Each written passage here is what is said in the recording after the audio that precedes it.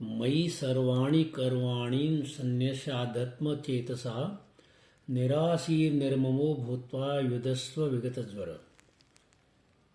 कृष्ण कह रहे हैं मयि सर्वाणि कर्वाणि संन्यस्याध्यात्म चेतसा, जो कर्म कर रहे हैं वो अध्यात्म चेतसा यानी विवेकवती बुद्धि से करें।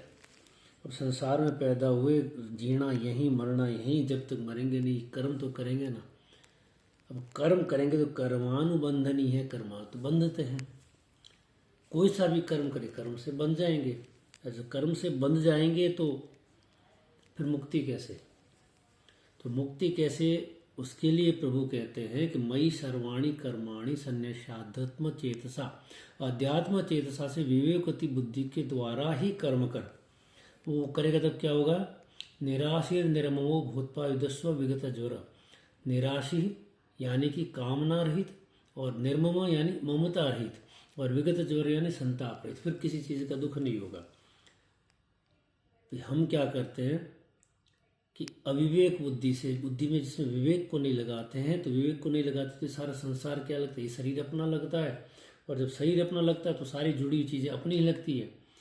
तो ये तो सारी प्रभु कह रहे तो नश्वर है भाई, ये सब कुछ नष्ट होने वाली चीज़ है। जिससे भी मोह लगा रहा है, जो भी चीज़ है, ये शरीर है तो भी तेरा नहीं।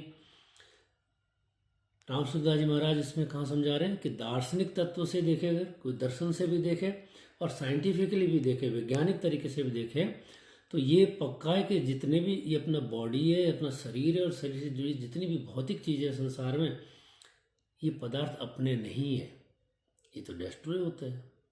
कहने की जरूरत नहीं, समझाने की जरूरत तो नहीं होती है, पर समझ में नहीं आती है। समझ में आती है तो उसका अनुपालना नहीं हो पाता है। अनुपालन हो पाता है तो वहाँ खरा उतरने में खरे नहीं रहते। तो होता क्या है कि इस प्रभु कह रहे हैं कि कर्म किए बिना तो कोई रह नहीं सकता, और कर्म करेंगे तो बंधन में बन जाएंगे। इसलिए कर्म को ऐसा कर कि मेरे अर्पण कर दे, भगवान तू तेरा काम जान, हम तो हुए फ्री। हम लोग संसार में हमेशा जिन चीज़ की कामना करते, भाई अपने पैसा आए, धन आए, माल आए, कुछ कुछ आए, यही तो कामना करते हैं।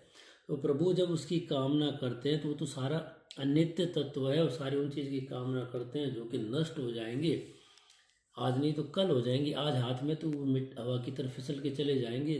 तो हम हमेशा अनित्य तत्व की कामना करते हैं, उस चीज़ की कामना करते हैं जो कि इसका खुद का जीवन नहीं है।